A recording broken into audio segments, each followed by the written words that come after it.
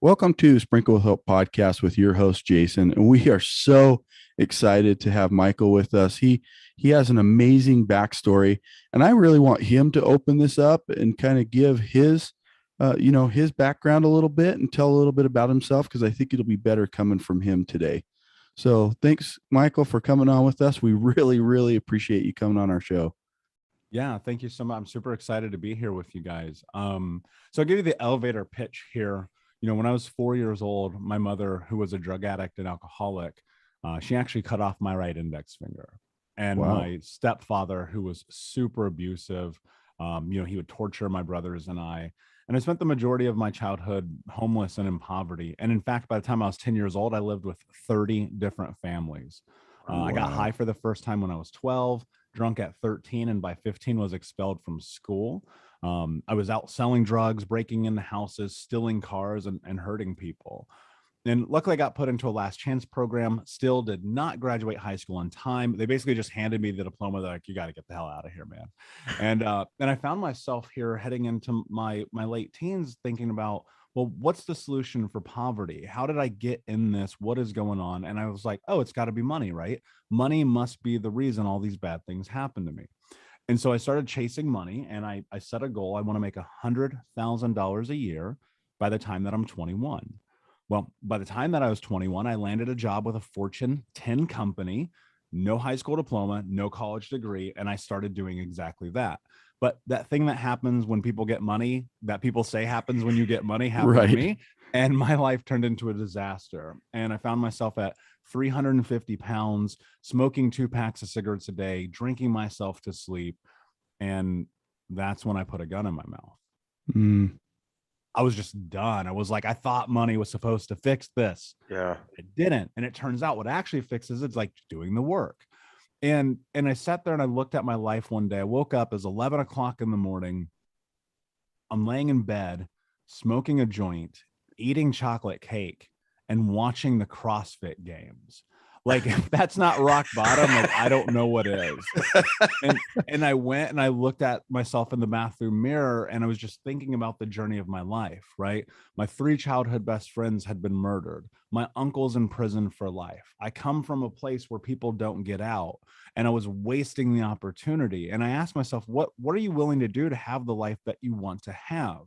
And the words "no excuses, just results" just started reverberating in me. And there's like, that was this amazing catalyst for everything that was next in my life. And I started this journey of getting serious about healing, going to therapy, group therapy, MDR, EMDR, CBT, Gestalt therapy, getting into personal development, having a coach, going to the seminars, reading the books, doing the things, getting trained by people who are in this space who are unbelievably incredible, and looking at my life now 11 years from that moment of looking in the mirror and now being a leader in this space. And it all just came because I stopped negotiating with myself. Now, I Mm. never anticipated like these kind of conversations. This isn't what I planned my life to be. Mhm. It just happened to become that because of the work that I was doing.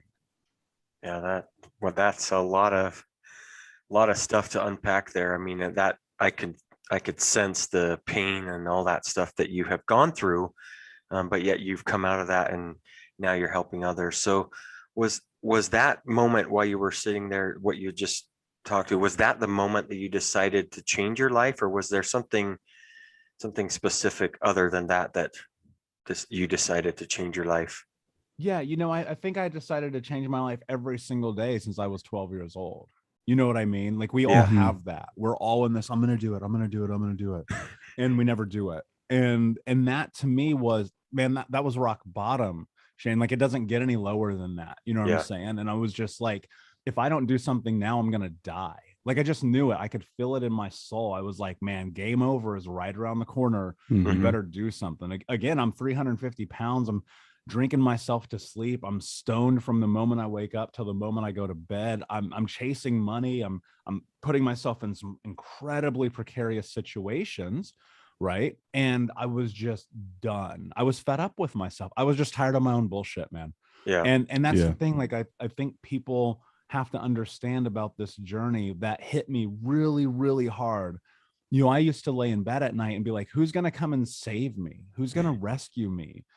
and ain't nobody coming. Like it's not happening. There's no Disney moment. Nobody's coming to swing down through the bat cave and get you. You're gonna have to go and make your life. And it's really unfortunate to me that we live in a place where people feel they're owed something, because that was me too for a long time. I'm owed this. Somebody needs to come and fix this problem. And as much as I wish I didn't have to say it, that's just not how the world works. And so that moment really just became the last straw. I was just over myself. I was just tired of looking at my life and going, you know what? This is your fault. Now, look, that's not culpability for the bad things that happened to us.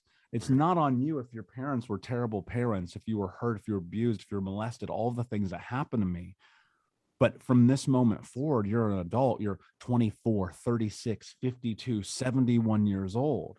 At some point, you're going to have to do something about it. And that was just the point for me. I was like, you have to do something. Yeah, I love that, because I think those things that happen to us, they don't have to define us, right? Like they don't have to be our identity. Those things happen to us, and yeah, they were bad things, and we just have to learn to move through those things and carry them sometimes on our backs and feel the weight until we can shed those things off of us. So is there kind of some ways and tools that you've used to help yourself kind of move through that scenario, those hard situations? Yeah, all of the things, right? I think we live in such a fascinating time when it comes to access of information. Mm-hmm. This journey honestly really got deep for me when I started listening to podcasts and reading books. Now, this was early on. Like nobody was listening to a podcast 10 years ago. There was No, only a not handful really. of them, right? There was only a Yeah. handful, but I was self-employed. I was running my own business at the time, and I would just sit home and listen to podcasts. And I started hearing all these people saying the same thing. I was like, oh man, there must be something to this. And then I got serious about going and getting into the books, into the education, into the information. And then I took therapy seriously for my first time ever. I would go to therapy as a kid because of the thing. It was like court mandated, right? They were like, oh, this kid's going to blow up a house or something. We got to put him in therapy. Right. And so I would always go. And even in my 20s, I was still going while all this chaos was happening. But I learned how to lie to my therapist, right? I just told them what I thought they wanted to hear, because then that meant like I'd be safe, right? Right. And so I had to step into tremendous, tremendous vulnerability. And I think that's the thing that people have to hold on to here. If you're willing to go into the depths of your soul in a vulnerable place, in a place that's safe, like, I mean, don't do it at the cashier at Kroger, but like, Right. you go and you do that with someone who's a proctor to help you guide you through these moments, man, it's life changing, and I think it's, therapy is kind of like dating. You got to find the right person. I went through a lot of therapists before I found the right person, right? And ultimately, I think it's just about showing up. And inherently, there's something that tells me we know exactly what we're supposed to be doing as individuals, but there's that place of ignoring yourself. It's woeful bliss, right? You're like, tomorrow. Yeah. And that works until it doesn't. And so when you're in this and you're like, where do I really start, which I think is probably more pointed to your question, it really starts with acknowledging that you're in this place in your life because now you've probably made some decisions that led you here, right? Yeah. Going to the bar all the time, eating fast food all the time, not going to therapy, cheating on your partner, calling in sick to work to play video games, eating gummy bears for lunch, right? These things, they all stack up, they all add up. And we sit here and we go, it's everyone else's fault. And I wish it was your fault, Jason. It'd be so much easier, man. I'd be like, dude, it really Jason's would. fault. It's Jason's fault. He's got to come fix this. But that's just not how it works. And so acknowledgement, again, it's not culpability. It's just simply looking at your life and going, okay, I got to do something here. Yeah, I agree with that. I think we all have to decide at some point, we own the life that we live.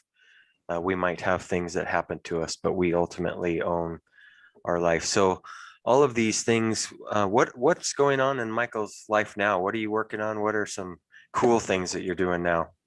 Yeah, it's always kind of just an evolution of looking at my life in 37 years from now and asking myself this question: am I doing everything possible to end generational trauma in my lifetime?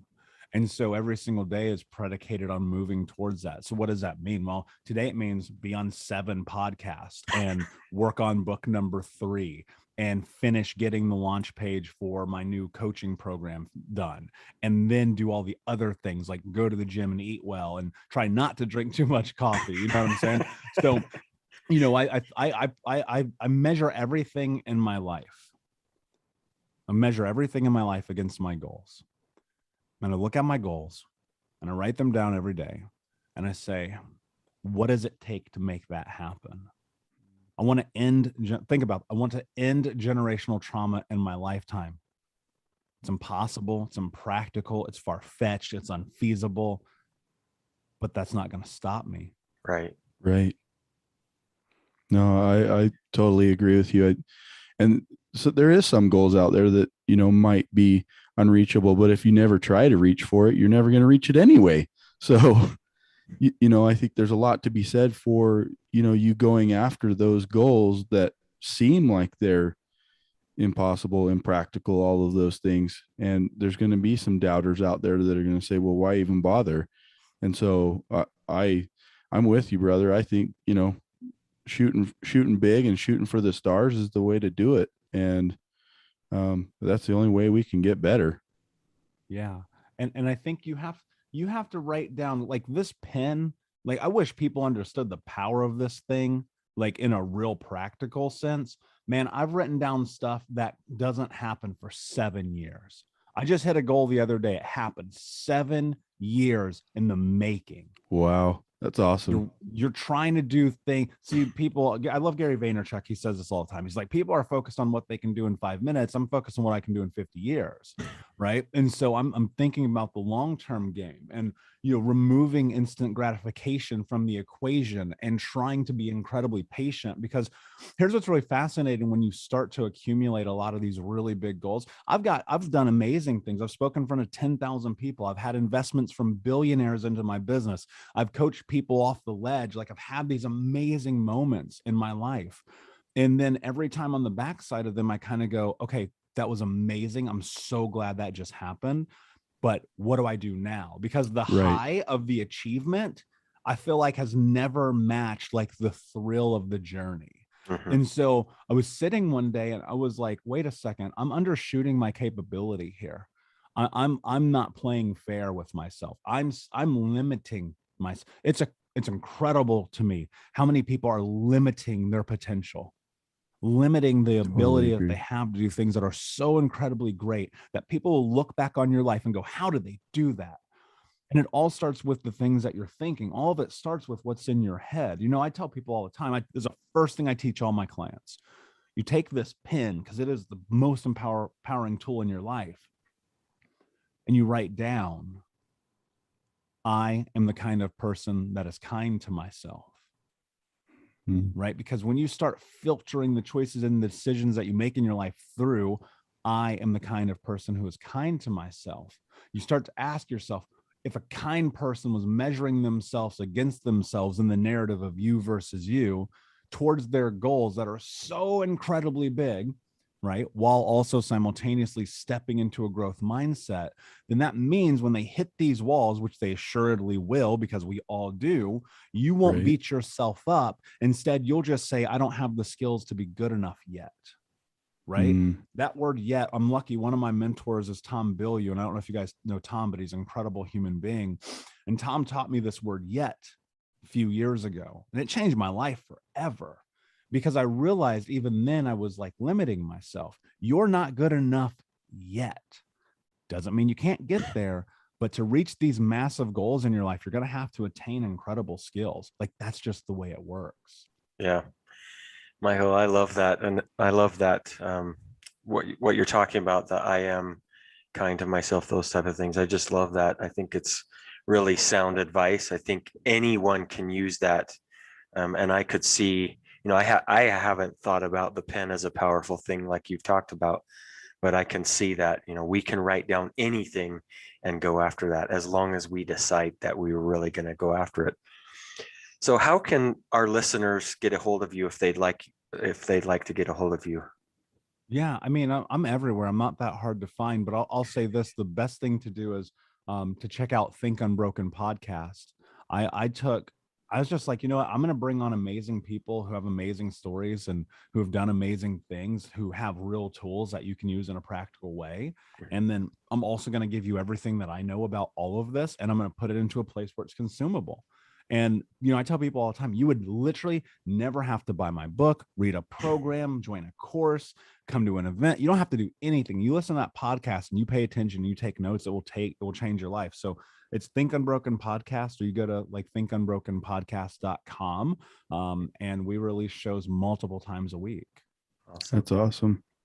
That's so cool. I just love, kind of your story and how you've come from a place that, was full of hate and anger and abuse and all of these things. And, you've been able to accomplish great things in your life. And so hats off, and a pat on the back to you for, getting out of that cycle of abuse. Because unfortunately, and you probably know this better than anyone, typically when it's abuse like that, it goes on for generation after generation.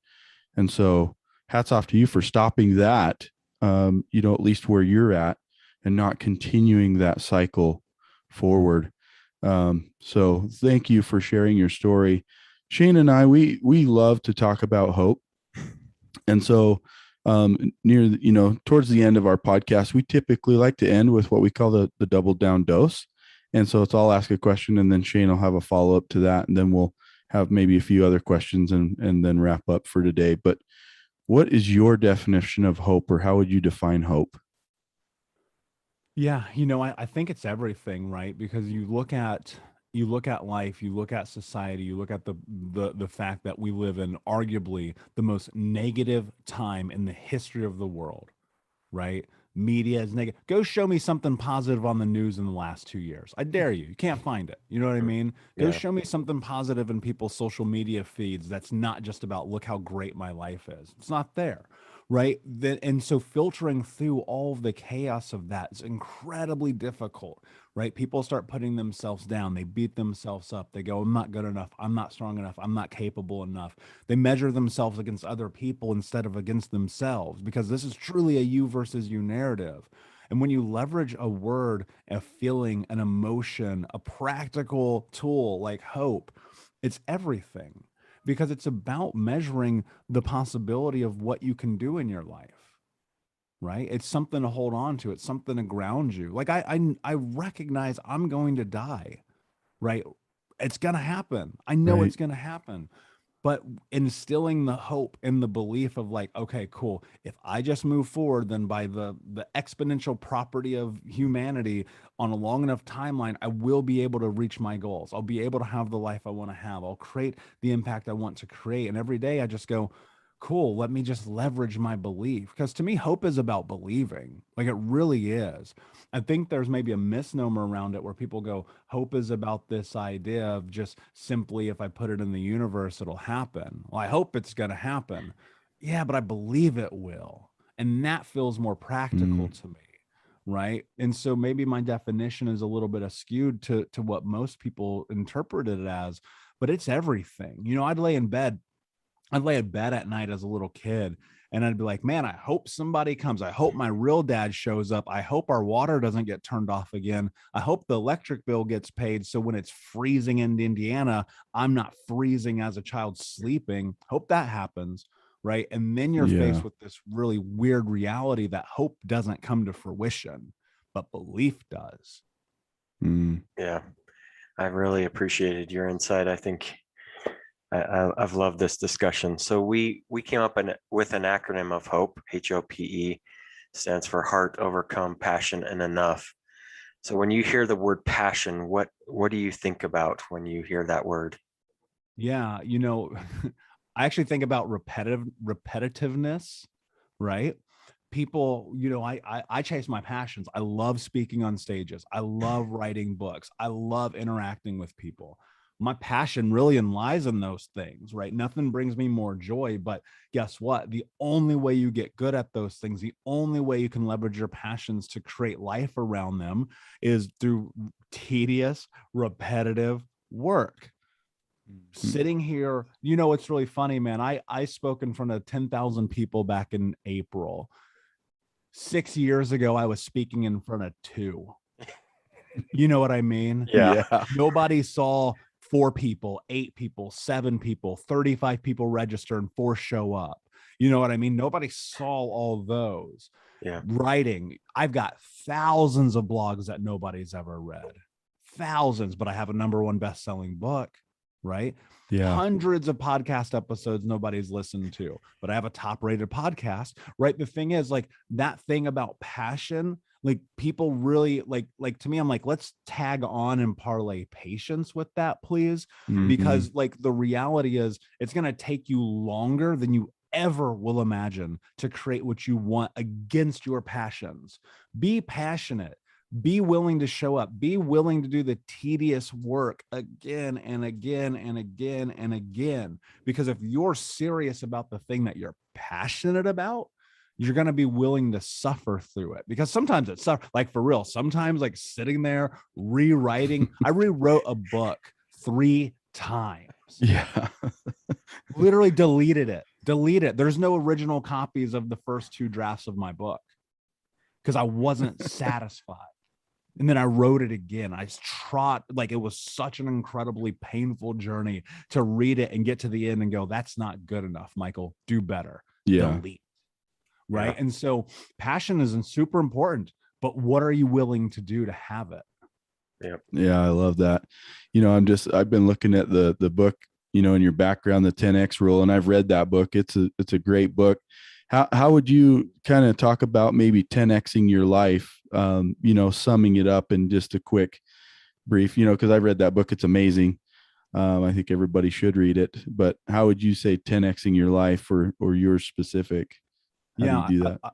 I love Grant. I'm lucky enough. He's one of my mentors. He's the That's one who awesome. invested in my business. Like, there's not a lot of people on planet Earth who said they got money from Grant Cardone. So No. let me say that first and foremost. It's You know true. You know what I'm saying? And Yeah. so, no, man, like, Grant's an incredible human being. If you look past him knowing how to leverage the media, he's one of the most intelligent people in the self-development movement of maybe ever. He might be the Napoleon Hill of our generation that people Totally. just are not seeing it. Yeah. You know, being in the presence of that man, his team, I go to Miami all the time. I was just there 2 weeks ago, like being in his office, watching the environment, seeing people have this level of belief that is so gigantic. It's scary sometimes. And so to me, this idea, this mentality about 10X, it's about looking at your life and going, I can do better. I don't have to settle. Good enough doesn't have to be good enough.